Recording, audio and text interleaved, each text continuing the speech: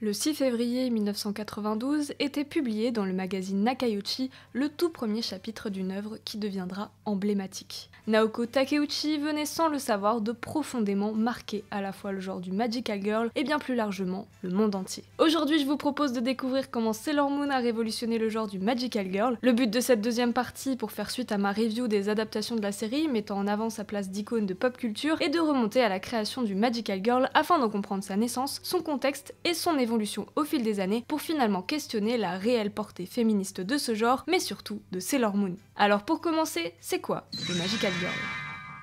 Peut-être que ce terme ne vous parle pas de prime abord, et pourtant je suis quasiment certain que vous avez toutes et tous déjà vu ne serait-ce qu'une référence à ce sous-genre de la fantasy japonaise. En tout cas, moi j'ai baigné dedans, car une fois qu'on entre dans l'univers du Magical Girl, il ne nous lâche plus, surtout dans les moments difficiles. Le Magical Girl, ou Maochoujo en japonais, qui signifie littéralement fille magique, est un des genres majeurs de la fiction japonaise. Si je devais en proposer une définition synthétique, je dirais qu'il s'agit de fiction destinée principalement à un public féminin jeune, proposant de suivre les aventures d'une ou plusieurs jeunes filles dotées de pouvoirs magiques. Ces pouvoirs sont alors toujours traduits par une double identité des personnages, illustrée par une séquence de transformation changeant l'apparence de ces dernières. Celles-ci possèdent également un ou plusieurs accessoires magiques, ainsi qu'un ou plusieurs familiers. Elles se servent alors de leurs pouvoirs pour défendre le bien sur Terre dans un lien plus ou moins étroit à une dimension parallèle et magique à notre réalité. Au fur et à mesure de leurs aventures, leur quête se précise, s'accompagnant souvent d'une explication ou d'une acceptation à cette obtention soudaine de pouvoirs magiques. Cependant, pour comprendre ce genre et la manière dont il s'est construit, il est important de se détacher d'une définition trop générique et d'explorer son histoire et son évolution afin de comprendre comment Sailor Moon en est devenue la chef de file. Le manga, tel qu'on le connaît aujourd'hui, est né au Japon dans un contexte d'après-Seconde Guerre mondiale. Le pays souffrait de famine et de dégâts sans commune mesure, notamment par suite des bombardements atomiques subis par Hiroshima et Nagasaki. L'économie était totalement effondrée et les États-Unis poursuivront leur occupation jusqu'en 1952. Durant cette période, ils imposent leur culture qui influencera alors durablement la société japonaise. C'est dans ce contexte qu'Osamu Tezuka, surnommé dieu du manga, grand admirateur de l'esthétique de Walt Disney, révolutionnera profondément la bande dessinée japonaise et ses codes. En effet, n'ayant pas les moyens de produire ses fictions sous forme d'animation, il proposera un nouveau style de narration graphique au travers de planches oscillant entre la bande dessinée et le storyboard cinématographique, ce qui caractérisera par la suite le manga sous sa forme encore actuelle. Principalement connu pour son œuvre Astro Boy publiée en 1952, qui marquera le début du shonen contemporain, celui-ci ne s'arrêtera pas là, puisque c'est seulement un an plus tard, en 1953, qu'il publiera Princess Knight, cette fois adressé à un public féminin, considéré aujourd'hui comme le premier véritable manga shoujo. Outre le fait que son héroïne se voit très inspirée par la Blanche-Neige de Walt Disney, ce qui est particulièrement important de souligner avec cette œuvre pour notre sujet, c'est que le personnage principal se voit osciller entre la figure de la princesse et du chevalier, puisque d'après son histoire, né avec deux cœurs, l'un féminin et l'autre masculin. Saphir mène alors une triple vie entre celle de prince de son royaume, celle de princesse aux yeux de son bien-aimé, et finalement celle du Phantom Knight face aux ennemis qui tentent par tous les moyens de lui arracher son cœur de garçon. Alors, en introduisant déjà la notion d'alter ego et d'identité de genre, celle-ci renvoie directement au thème phare que traiteront par la suite les Magical Girls, à savoir une réflexion autour de l'identité au sens large et une revendication de la force féminine. Alors, Princess Knight s'affirme peut-être être l'origine des bases fondatrices du genre dont s'inspirera Naoko Takeuchi 40 ans plus tard. En 1966 était publié ce qui est considéré aujourd'hui comme le véritable tout premier Magical Girl, j'ai nommé Maotsukai Sally, ou Sally la petite sorcière en français, écrit par le mangaka Mitsuteru Yokoyama. C'est à la suite de sa première adaptation animée par la Toei la même année que Sally deviendra la première Majoko, terme originel dédié au genre du Magical Girl qui peut se traduire par petite sorcière ou encore mini-fée, qui sera donc à l'origine de la toute première vague du genre. Sally la petite sorcière, souvent rapprochée du phénomène occidental Ma sorcière bien-aimée, nous propose de suivre les aventures de la jeune héritière du royaume des rêves tombée amoureuse de la planète Terre. Cependant, pour y vivre, celle-ci doit renoncer à sa véritable identité, faisant de la thématique centrale de l'œuvre l'intégration de Sally à une toute nouvelle société. Les épisodes nous proposent alors de suivre les enjeux de la jeune sorcière face à son choix. Ils se rythment par des aventures où elle use de ses pouvoirs en secret afin d'aider les terriens à régler leurs problèmes du quotidien. C'est ainsi que naît le premier archétype de la Magical Girl qui, au vu du succès de sa première incarnation, se verra lieu de capitalisation pour la Toei, qui n'hésitera pas à produire ce que l'on pourrait considérer comme des clones de Sally. Car en effet, à cette époque, le schéma assez simple que cette première œuvre propose se répète bien souvent tel quel, car l'industrie du dessin animé ne s'intéressait jusqu'à jusqu'à présent pas à un public féminin qui continuera de mépriser encore plusieurs années. Sally, par l'histoire, le schéma et les thématiques qu'elle propose, marque alors profondément le genre, inspirant jusqu'à présent toutes les générations qui la suivront, comme Sailor Moon qui, on le verra, y prend déjà ses racines. Et pourtant, même si l'on suit quasiment toujours une petite fille dotée de pouvoirs dont seul le spectateur et elle en partagent le secret, respectant scrupuleusement ce premier modèle qu'est Sally, il se dessine rapidement un deuxième archétype tout autant pionnier du genre. En 1969 est diffusée pour la première fois les aventures de la successeuse directe de Sally, dans une adaptation animée de Himitsu no Ako-chan, un manga de Fujio Akatsuka paru de 1962 à 1965. Ako-chan, ou Caroline en français, est une petite fille dotée de pouvoirs tout comme Sally, au détail près qu'ils ne lui sont pas innés. En effet, cette fois, Ako est une terrienne ordinaire et c'est après que sa mère ait cassé le précieux miroir dont elle prenait si soin qu'elle se verra confier par la reine du royaume des miroirs un poudrier magique lui permettant de se métamorphoser à volonté. C'est donc à partir de là qu'est introduite la notion de transformation avec la nécessité d'accessoires magiques, d'une incantation ou encore d'un petit animal pour l'activer, permettant surtout une succession de produits dérivés. Mais ce qui nous intéresse davantage ici, c'est ce qui accompagne ces objets, le concept de métamorphose et donc d'identité, qui se veut par la suite devenir un élément fondamental du genre et qui restera central dans Sailor Moon qui en imposera 30 ans plus tard ses codes. Alors, même s'il n'est pas tout à fait juste de dire qu'il n'existait pas de Magical Girl avant Sally et Ako, ce sont pourtant elles qui marqueront les débuts du genre en tant qu'incarnation de ces deux archétypes fondamentaux. D'un côté, la Magical Girl venant d'un royaume magique s'installant sur Terre, et de l'autre, la fille ordinaire qui se voit soudainement dotée de capacités magiques. Mais en somme, deux incarnations de la notion d'étranger. Et c'est justement en se trouvant à mi-chemin entre ces deux archétypes que Sailor Moon saura marquer sa différence.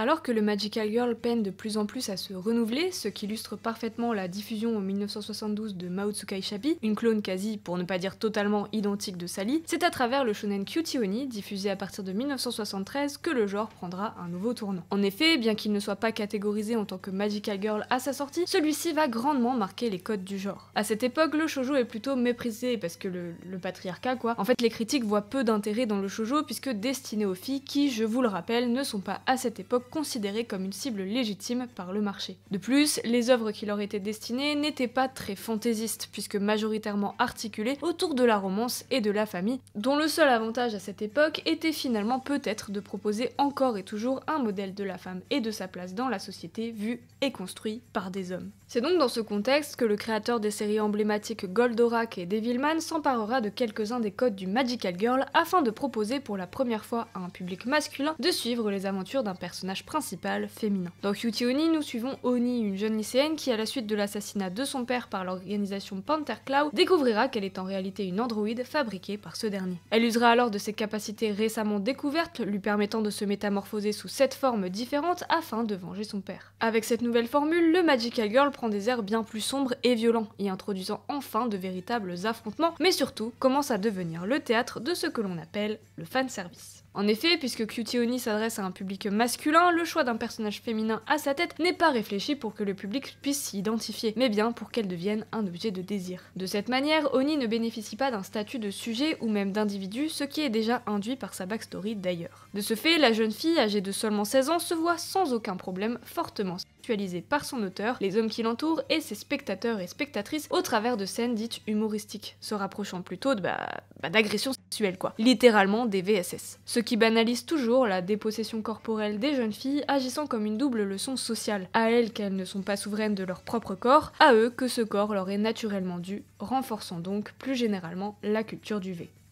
Par la suite, en 1974, soit un an après la sortie mais également le succès que connaît Cutie Oni, sort Majoko Megu-chan, ou Meg la sorcière en français. Cette nouvelle série se replonge dans un pitch proche de ceux de Sally et Chappie, tout en visant une cible féminine plus âgée en proposant de suivre cette fois une jeune fille de 15-16 ans et non plus une fillette d'à peine plus de 10 ans. Et même si cet anime se cache derrière le shoujo et sa volonté de traiter de sujets complexes comme celui des relations humaines, notamment au travers d'une famille dysfonctionnelle, l'intrigue se voit surtout prétexte à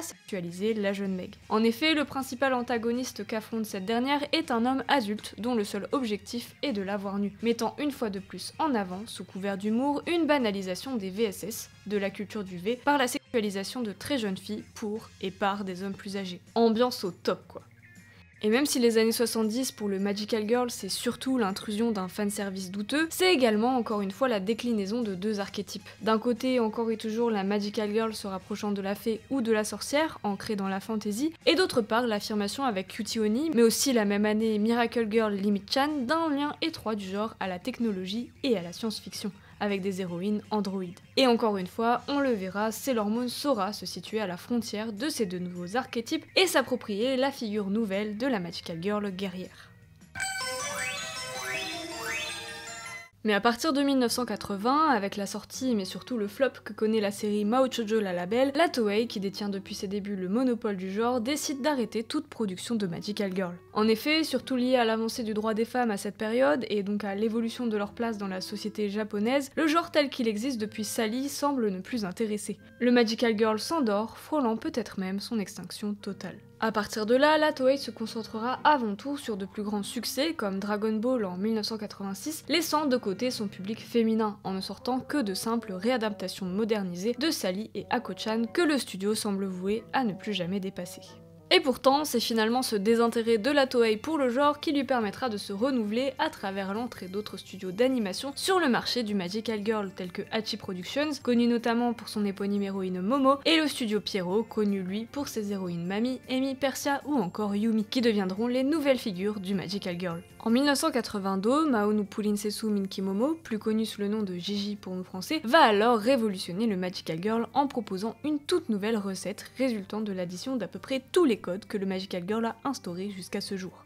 Fille du roi et de la reine du monde magique de Fenari Narsa, Gigi viendra vivre sur Terre dans l'objectif de ramener le rêve et l'espoir dans le cœur des humains afin d'ainsi sauver son royaume de contes de fées. Pour ce faire, accompagnée d'animaux magiques, elle s'immiscera à l'aide de ses pouvoirs dans la vie d'un jeune couple en tant que leur fille. La particularité de cette franchise est qu'elle sera principalement financée par l'un des géants de la production de jouets pour enfants Poppy, ce qui apportera une évolution dans la manière d'aborder les artefacts magiques. En effet, ceux-ci se voient davantage multipliés et mis en avant, proposant un renouvellement régulier de ceux-ci au fur et à mesure de l'évolution des pouvoirs de la petite Gigi. Une façon assez maligne finalement d'introduire ces objets à l'intrigue, bien qu'ils n'existent avant tout que pour être commercialisés. Même si Gigi possède un panel assez large de pouvoirs, la série se concentre surtout sur celui de la métamorphose, lui permettant d'apparaître sous les traits d'un alter ego âgé d'une vingtaine d'années, capable d'adapter son apparence aux situations, mettant de fait en avant le paradoxe de cette double existence et donc le questionnement de son identité. Cependant, malgré la grande popularité du show, les jouets ne se vendent pas, et il semblerait, entre autres, pour une raison assez sombre. En effet, le genre à présent lié à l'omniprésence de la sexualisation de jeunes filles depuis les années 70, son public a évolué, et donc la série Gigi a attiré un public assez inattendu, les lolicones. Alors je sais, le loli est un sujet qui fait débat, mais selon moi ça ne devrait pas, car même si ces contenus sont légaux au Japon, il me semble que même s'ils n'impliquent pas de réelles violences sexuelles faites à des enfants, ils ne sont pourtant pas neutres et participent à une sexualisation des corps de ces derniers, mais surtout toujours plus à leur vulnérabilité face à ces rapports de domination et les violences qui en découlent, et participent aussi à un rapport problématique à la sexualité. Bon après entre nous, ce public avéré n'a visiblement pas tant dérangé la Hachi, puisqu'ils ont profité de celui-ci pour prolonger la série.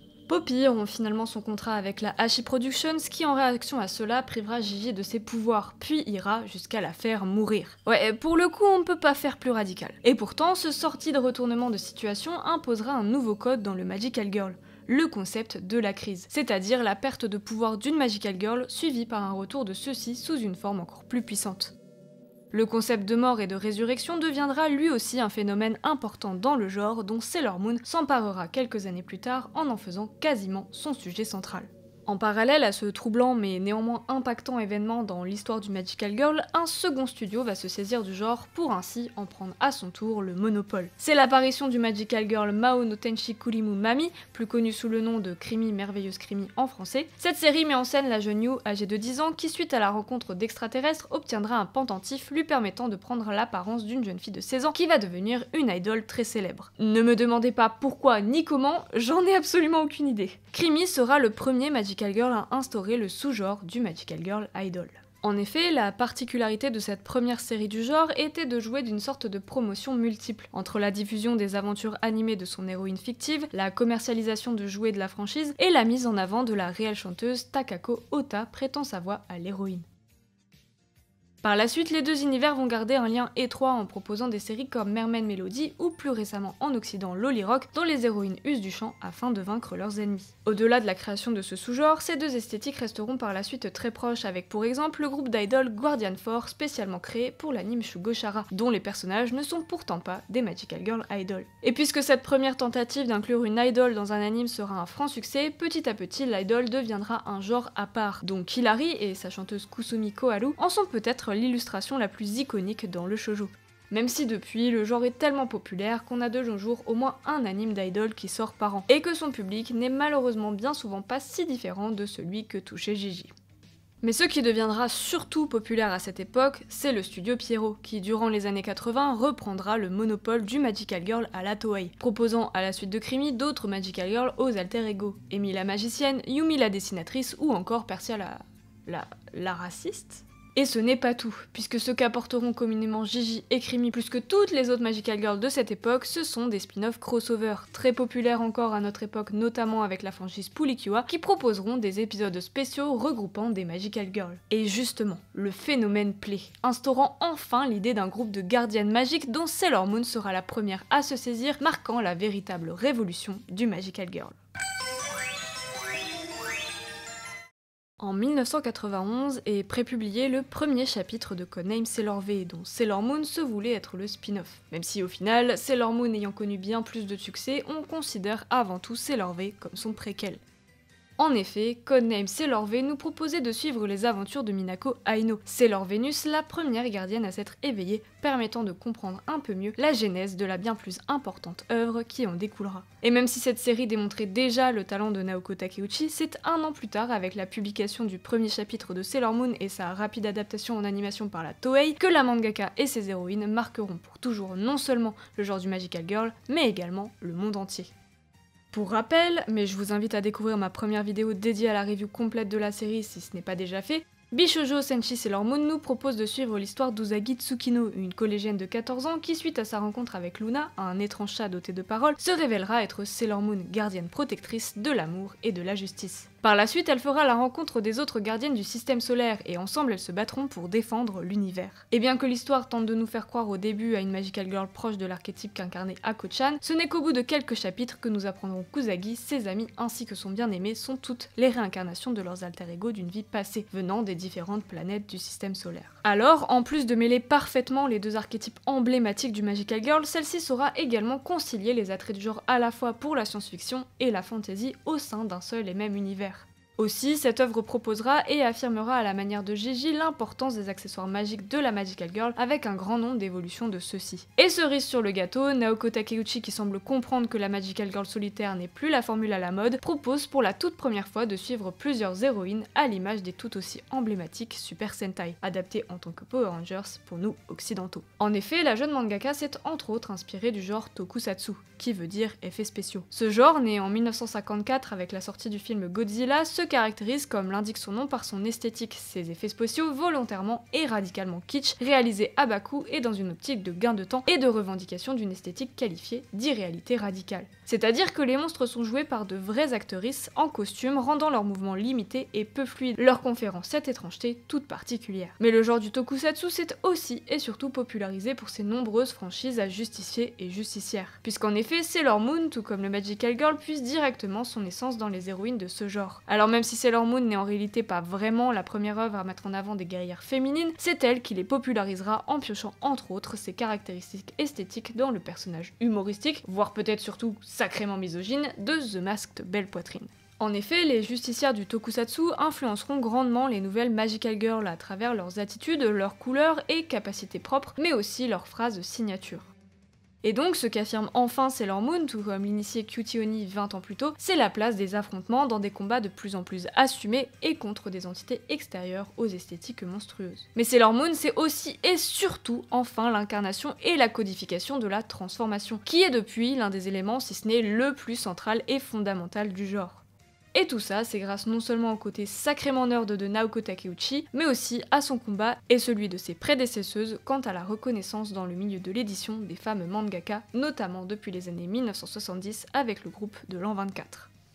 Ce qui marque enfin le genre du Magical Girl, c'est en fait l'héritage de la lutte des autrices de manga, et donc la réappropriation de ce genre par les femmes qui sont, elles, réellement soucieuses de faire évoluer le shoujo et la place de ces autrices et lectrices dans la société japonaise. C'est pour cela que Naoko Takeuchi propose avec Sailor Moon une culminance du genre, puisqu'elle puise plus librement son inspiration dans des œuvres plus sombres et non exclusivement réservées aux filles, lui permettant de proposer un scénario complexe et d'aborder un large panel de thématiques et de situations tout en conservant le côté doux et fleur bleue de la romance shoujo classique, qui reste malheureusement une priorité pour ses éditeurs et les réalisateurs des adaptations animées. Car en effet, bien que l'œuvre de Naoko ne soit pas radicalement féministe, elle a dû se battre pour que son idée ne soit pas dénaturée par ces vieux hommes qui n'y comprenaient rien, puisqu'en tant que femme mangaka, elle n'était pas prise au sérieux et ses décisions se voyaient souvent remises en question par les hommes de son milieu. Elle a notamment confié dans une interview en 2013 que l'adaptation animée de 1992 n'est pas tout à fait fidèle à ce qu'elle aurait aimé, car étant le fruit d'une vision plus masculine, puisque ce sont majoritairement des hommes qui travaillaient à cette époque sur la réalisation des adaptations animées et qui l'ont par la suite évincée du projet.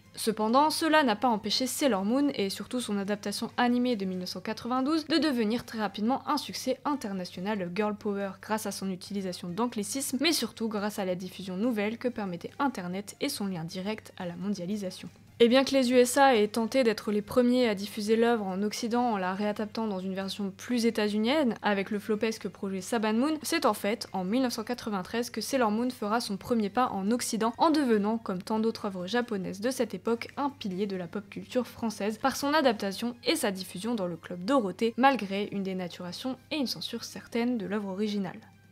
Finalement, Sailor Moon a su se démarquer à la fois en proposant une synthèse juste de tous les codes du Magical Girl et du shoujo qui l'a précédé, tout en proposant une révolution du genre par l'influence d'une infinité d'œuvres populaires de l'époque, indépendamment du genre qu'elle ciblait, lui permettant de devenir le pilier majeur du Magical Girl ainsi que l'icône culturelle et girl power qu'elle est toujours aujourd'hui. Depuis Sailor Moon et à partir des années 90, le Magical Girl va alors connaître une explosion, autant au Japon qu'en Occident, notamment grâce au web. Mais surtout, le genre va enfin se voir pleinement approprié par les artistes japonaises qui depuis les années 90 ont plus ou moins le monopole de la création d'œuvres Magical Girl et shoujo, qui jusqu'à présent étaient quasiment uniquement écrites et contrôlées par des hommes. À la suite de cette double révolution, le Magical Girl va continuer de proliférer, notamment depuis 1996 avec la publication de Cardcaptor Sakura, créée par le collectif de manga féminin Clamp, qui se verra quant à elle 2 ans seulement après sa sortie, adaptée par la Madhouse. Cette franchise nous propose de suivre les aventures de Sakura qui, sans le vouloir, libère des cartes aux capacités magiques qu'elle a donc pour mission de rassembler. Et même si cette nouvelle héroïne s'inscrit plutôt dans les codes qui précèdent Sailor Moon, se rapprochant des emblématiques Sally et Ako-chan, elle n'en sera pas moins un succès qui continue encore de nos jours. À partir de là, on peut remarquer une grande diversification dans le genre du Magical Girl, due notamment à une mutation et un élargissement de son public cible. Le genre passe alors de 7 séries dans les années 60 à près de 200 pour les années 2000, comptant parmi elles des tentatives occidentales. En effet, avec la mondialisation, l'évolution du système capitaliste, internet et la mise en avant du girl power, le Magical Girl est un genre à présent incontournable et culturellement affirmé à l'international. Alors, si le premier à s'en être saisi à l'étranger était les États-Unis avec la sortie en 1998 des Super Nana, d'ailleurs réadapté au Japon sous le nom de Super Nana Zeta en 2006, on peut néanmoins compter aux côtés des classiques japonais bon nombre de succès européens, avec les Witch et les Wings pour l'Italie, respectivement en 2001 et 2004, Totally Spice pour la France depuis 2001, et surtout le phénomène incontestable qu'est Miraculous depuis 2015. Et même si le genre continue de perdurer sous le schéma maintenant très classique imposé par Sailor Moon depuis 1992, et suivi de près voire stabilisé par bon nombre d'autres franchises très populaires telles que Pulikyua, Magical Doremi, Shugo Chara, Tokyo Mew Mew ou encore Chocolat et Vanilla, le Magical Girl se voit à partir de là largement diversifié, proposant des sous-genres variés, allant de la Magical Girl Idol à la Magical Girl Mecha, voire en fait les deux en même temps. En effet, même si aucun autre Magical Girl, excepté peut-être Pulikyua qui a pourtant plus stabilisé qu'innové ses codes, n'a su depuis Sailor Moon bouleverser le genre, il existe pourtant des séries qui ont su marquer, jouer de ces codes et les détourner pour proposer des œuvres beaucoup plus sombres, remettant en question l'éternelle figure de la Magical Girl insouciante et pure que proposent bien souvent les œuvres du genre, et ainsi amener une vision peut-être plus poussée et critique de ce qu'implique la guerre, le sacrifice et les aspects militaires que prennent ces groupes d'héroïnes, mais également de remettre en perspective la figure de féminité qu'incarnent les Magical Girls.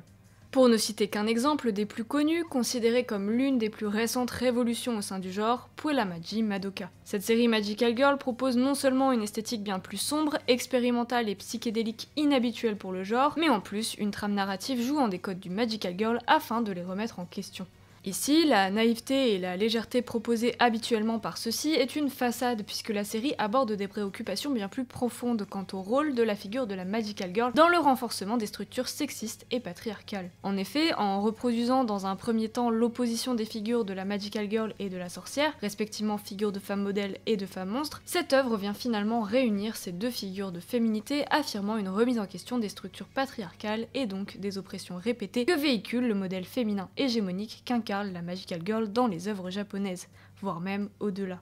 Finalement, l'histoire, la culture et l'évolution du Magical Girl est avant tout marquée par celle du Japon, ses problématiques et ses traumatismes. En effet, Sally, la première Magical Girl, illustre un contexte marqué par l'occupation, l'impérialisme états-unien et la crise économique du pays. La Magical Girl, c'était au départ une héroïne issue d'une condition d'étranger, contrainte à remettre en question son identité culturelle et territoriale au travers des injonctions à El Famoso, assimilation. Mais c'est aussi, dans ses prémices, avec Princess Knight, un genre marqué par les luttes des femmes japonaises pour leur indépendance, même si celle-ci se voit rapidement récupérée à des fins capitalistes. Car le Magical Girl, c'est aussi la naissance du shoujo et sa popularisation dans un contexte d'avancée du droit des femmes qui deviennent une nouvelle clientèle pour le marché. L'évolution de leur place dans le monde du travail et la société est alors marquée dans les années 70 par l'apogée des luttes des mangakas japonaises avec le groupe de l'an 24. En effet, celles-ci, en se battant pour leur reconnaissance en tant qu'autrices, luttaient également pour se réapproprier le marché du shoujo avec pour volonté de le décorréler d'une vision exclusivement masculine du rôle et de la place des femmes dans la société japonaise. Et même s'il faudra attendre les années 90 pour qu'elles commencent enfin vraiment à obtenir leur place dans le milieu, cela n'empêche pas, durant les années 80, des Magical Girls comme Krimi ou Gigi de devenir des figures de femmes carriéristes symbolisant l'avancée du droit des femmes et leur place dans le monde du travail au Japon, et donc une première forme d'émancipation.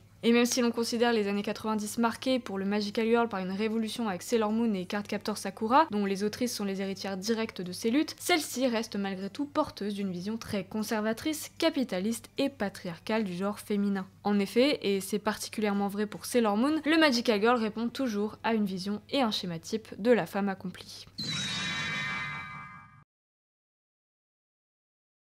C'était déjà un questionnement sommairement amorcé dans ma première vidéo qui faisait en réalité office d'introduction. En effet, si on revient plus précisément à Sailor Moon, mère des codes fondamentaux du genre, nous pouvons observer que celle-ci tend à inculquer un modèle de féminité précis malgré ses revendications girl power. Quand on se renseigne sur Naoko Takeuchi et la vision qu'elle a de ses protagonistes, celle-ci revendique des personnages de femmes fortes malgré leur féminité. C'est-à-dire que son œuvre porte une vision libérale du féminisme, qui affirme que les femmes, en tant qu'individus, peuvent être fortes, indépendantes et capables de réussir dans la société. Une idée qui reste ancrée dans une émancipation individuelle et qui donc valorise les choix personnels et la réussite au sein des structures existantes, sans pour autant les remettre fondamentalement en question. Le girl power se veut en réalité, depuis son instrumentalisation, être une vision hégémonique, libérale et blanche du féminisme, reléguant cette cause à une lutte avant tout souhaitée et possible au travers de la législation, et donc l'insertion des femmes dans l'économie et le marché capitaliste, mais surtout au travers d'une perception du sexisme par un prisme individuel et non systémique, et donc qui ne prend pas en compte les rapports de domination qui fondent ce même capitalisme.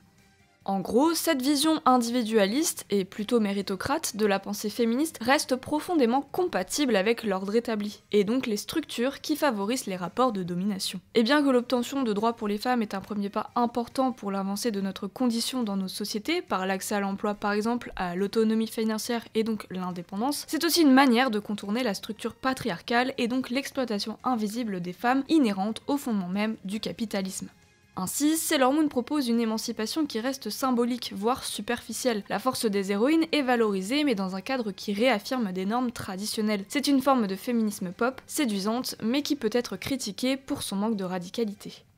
Ici, Usagi est avant tout une figure de femme modèle, malgré tous les défauts qu'on lui attribue. La Magical Girl classique suit ainsi ce schéma. Une jeune fille pleine de rêves qui, après avoir gagné la confiance en elle au travers de ses pouvoirs, et donc de sa féminité, abandonne finalement son indépendance pour s'accomplir en tant que femme, c'est-à-dire par la renonciation de son émancipation afin de devenir une mère et épouse dévouée. C'est pour cela qu'Usagi est souvent montrée dans des activités liées à la féminité ou à ce qu'on attendrait traditionnellement d'une femme, entre jouer les mères de substitution pour Chibiusa, cuisiner pour Mamoru et le soigner, ou encore aimer faire du shopping. Même si cette surreprésentation de la féminité au sens normatif ici la dépeint comme une source de liberté, de force et d'indépendance, les personnages féminins et masculins restent cependant largement représentés dans des activités correspondant au rôle de genre traditionnel, tout en reproduisant donc un schéma hétéronormé idéalisé, et donc les rapports de domination. Et comme souvent, ce genre de séries sont destinées aux petites filles. Donc cela sous-entend que ces stéréotypes genrés leur sont directement montrés comme un exemple, un modèle, favorisant une intériorisation des codes d'une vision du genre féminin conservatrice et libérale. La femme est souvent assignée aux soins de son foyer, de son mari, de ses enfants et des autres. Et Usagi n'échappe pas à cette forme d'exploitation dans l'idée même de son pouvoir de Sailor Moon, qui illustre assez bien le concept du care. En effet, au-delà de son évolution vers un modèle de féminité plutôt essentialiste, Sailor Moon est avant tout la justicière de l'amour et de la justice, dont les sorts portent tous des noms liés au concept d'amour, mais surtout de soin, pouvoir ultime de celle-ci. Alors on pourrait se demander pourquoi la douceur est menée à être l'arme la plus puissante de l'univers. Au-delà du fait que ce peut être une vision très utopiste de la lutte et du combat, l'assignation des femmes aux soins et à la douceur continue de leur confisquer des émotions telles que la violence et la colère. Alors, s'il incombe aux hommes de masquer leur fragilité, les femmes, elles, doivent rester dans une forme de soumission, délégitimant davantage leur rage, les dépossédant ainsi quelque part de leur force d'agir. Car nous les femmes, nous apprenons sans cesse à nous taire, à subir, à culpabiliser et à porter sur nos épaules tout un tas de responsabilités, voire pire, cela nous semble même tout naturel de vivre avec une charge mentale lourde et constante quand il ne s'agit pas de violence pure et dure. Alors, même jusque dans son pouvoir, Sailor Moon représente une forme d'asservissement par la féminité, véhiculant dans sa globalité une figure de femme sage et modèle aspirant à une vie domestique. Car en effet, au-delà de personnages comme Michiru et Haruka, représentatifs d'un couple non hétéronormé et au train de vie extravagant, la plupart des femmes composant l'entourage de nos protagonistes sont des femmes au foyer, des infirmières ou des professeurs d'école. De plus, bien que le Magical Girl ait pourtant aussi servi quelque part à réhabiliter la figure de la sorcière, les antagonistes sont souvent des figures féminines construites en opposition directe aux héroïnes, incarnant une féminité perçue comme déviante. Elles réactivent des stigmates profondément ancrés dans l'imaginaire collectif, historiquement associés à la figure de la sorcière. Ces personnages incarnent ainsi des peurs sociales projetées sur les femmes qui s'écartent des normes de domination. Leur représentation les associe fréquemment à un vieillissement prématuré, renforçant une vision agiste du corps féminin où la vieillesse est assimilée à la décrépitude, à la monstruosité ou encore à la colère. Leur indépendance, qu'elle soit sociale, maritale ou sexuelle, est dépeinte comme un acte malveillant, impur et manipulateur. Elles deviennent des menaces parce qu'elles expriment leur colère ou leur violence, allant à l'encontre de ce qu'une femme est supposée être, docile, douce, maternelle et bienveillante. Cette construction s'accompagne bien souvent non seulement d'une dimension queerphobe et surtout transphobe, de par les emprunts esthétiques à ces communautés, souvent utilisés pour dépeindre des antagonistes, mais également raciste, dans la mesure où ces antagonistes, qui sont largement représentés comme des freaks, des altérités, sont dépeintes par des apparences monstrueuses, souvent associées à des codes vestimentaires empruntés à des cultures orientales. De plus, la figure de la femme en colère, jugée trop bruyante ou agressive, est fréquemment associée aux femmes racisées. Tous ces codes qu'empruntent ces antagonistes ne sont pas neutres et s'inscrivent encore une fois dans des stigmates liés aux dynamiques de domination de notre système, ce qui reconstitue finalement un archétype proche de celui de la sorcière discriminatoire. Pourtant, le genre du Magical Girl semblait vouloir se réapproprier cette figure. En réalité, il reconstruit souvent une opposition entre la Magical Girl et la sorcière, désignant cette figure de féminité non hégémonique comme l'ennemi. Une figure incarnée par des femmes souvent perçues comme trop vieilles, trop bruyantes, trop noires, trop indépendantes. Bref, trop déviantes pour le modèle hégémonique qu'incarnent majoritairement les Magical Girls, jeunes, belles, blanches, cisgenres, hétérosexuelles et bourgeoises.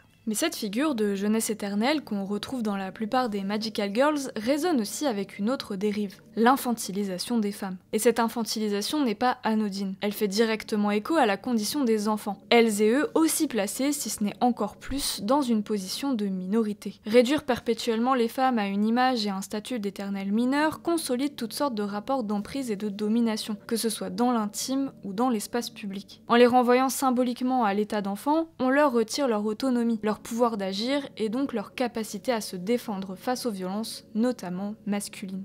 Et cela se manifeste très clairement dans notre objet d'étude, qui est ici le Magical Girl. En effet, au-delà de Sailor Moon et de sa jeunesse éternelle, si l'on observe la rétrospective du genre, celui-ci s'est vu, et se voit encore, à de nombreuses reprises être le théâtre d'un fanservice douteux autour de personnages féminins très jeunes et surtout carrément mineurs, contribuant à l'objectification des corps féminins et infantiles, et donc plus globalement à l'entretien de la culture du V. Ce phénomène ne fait alors que renforcer les dynamiques de domination masculine, et s'inscrit aussi dans un système de domination adulte, profondément ancré dans le patriarcat. Car dans ces structures sociales, ce sont souvent les enfants qui occupent les places les plus vulnérables. Leur parole est souvent mise en doute, ils et elles n'ont pas toujours les moyens de se faire entendre et d'être protégés, ou ne serait-ce que de conscientiser les violences qu'ils et elles subissent. Et bien souvent, ces mêmes violences dont ils et elles sont victimes ont lieu dans des espaces supposés sûrs, souvent leur propre foyer. Un foyer qui concentre sur elles et eux le pouvoir, l'autorité et le contrôle, tout comme ce fut le cas historiquement pour les femmes, assignées à la sphère domestique et donc dépendantes de la figure masculine, celle du mari et du père. Alors même si les droits des femmes ont gagné du terrain depuis la création de ce genre, elles restent encore trop souvent représentées, notamment dans la plupart des shoujo, comme des êtres voués à l'affect, à la douceur et au sacrifice de soi. Ces stéréotypes féminins caractérisés ici par des apparences infiniment juvéniles valorisent l'innocence, la fragilité et la soumission. Autant de stéréotypes qui consolident les rapports de domination existants. Ceux qui rendent encore pour beaucoup de femmes, comme pour beaucoup d'enfants, extrêmement difficile une sortie de schémas de violence et de situations d'emprise, que ce soit dans la famille ou dans la société.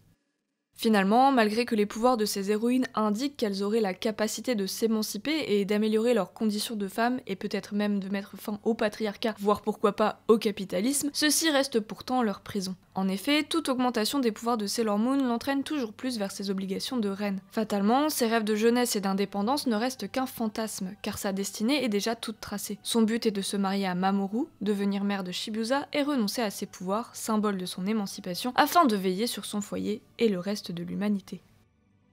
Alors, Sailor Moon se montre peut-être porteuse d'un message bien plus pessimiste concernant les luttes féministes, puisque ces héroïnes qui tirent pourtant leur puissance de leur féminité sont à la fois toujours dans la capacité de s'émanciper par cette même féminité, pourtant symbole de liberté ici. Les femmes ne peuvent-elles donc pas échapper à leurs conditions et à la structure patriarcale qui les définit? Doivent-elles finalement se résoudre à croire en ce rêve d'un épanouissement par un dévouement à un homme et à leur foyer? Bien que le Magical Girl se veut d'abord être un objet de libération féminine, il reste dans son essence même, de par son histoire, un objet de domination capitaliste et patriarcale, qui se voit aujourd'hui fortement instrumentalisé par un féminisme libéral, qui considère surtout l'avancement pour l'égalité des genres au travers du capital et des comportements individuels, mettant de côté le sexisme structurel comme tant d'autres oppressions sociales, en grande partie fondatrices et favorisées par ce même modèle capitaliste. Néanmoins, je continue de voir le Magical Girl comme un véritable terrain de lutte féministe. Déjà parce que si l'on regarde ces œuvres piliers de notre pop culture absolument et toujours au travers d'un prisme de pureté militante, on deviendrait non seulement des gauchistes insupportables no fun, mais aussi on contribuerait à un jugement élitiste et classiste de ceux-ci. Et c'est bien pour cela qu'il est important de continuer à se saisir du genre du Magical Girl afin d'en revendiquer sa potentialité en tant que figure de lutte et surtout de lutte féministe, pour enfin l'émanciper de sa figure mère qu'est Sailor Moon. Comme on a pu le voir, le Magical Girl est un genre complet et complexe qui aujourd'hui est parfaitement ancré dans la pop culture mondiale. Mais Sailor Moon et plus largement le Magical Girl, c'est aussi et surtout un rapport large et complet à la notion même d'identité. Et c'est pour cela que le genre continue d'influencer et d'être influencé par les notions qu'il porte le plus intrinsèquement, l'alter ego, la transition et donc le questionnement de nos identités de genre. En effet, même si Sailor Moon n'est pas d'un féminisme radical, cette série reste nuancée en proposant des représentations féminines variées et qui tirent leur force et leur indépendance de ce même statut de femme, allant jusqu'à proposer des personnages aux identités de genre ambiguës, échappant donc d'une absolue vision cis-hétéro que portent ses protagonistes principaux. C'est pour cela que je vous propose de nous retrouver dans une troisième et dernière vidéo afin de se demander et essayer de comprendre comment Sailor Moon a pu agir à son époque dans l'accessibilité à des espaces sécurisants et la création de familles alternatives pour la communauté LGBT. Et oui, on va enfin pouvoir parler des meilleurs persos de la série. Merci à toutes et à tous d'avoir visionné cette vidéo en entier. Si vous l'avez aimée et que vous souhaitez me soutenir, je vous invite à aimer, commenter et partager cette dernière, mais également à vous abonner à la chaîne si ce n'est pas déjà le cas. Pour plus de contenu exclusif, je vous invite aussi à me suivre sur Instagram, @ambriette144p. En ce moment, avec la série sur Sailor Moon, je vous propose des petits réels dédiés au redesign des différentes Sailor Guardians. Et nous, on se retrouve dans 2 mois pour conclure cette série sur Sailor Moon en s'intéressant à son potentiel rôle de refuge pour les communautés queer et LGBT de son époque. À bientôt!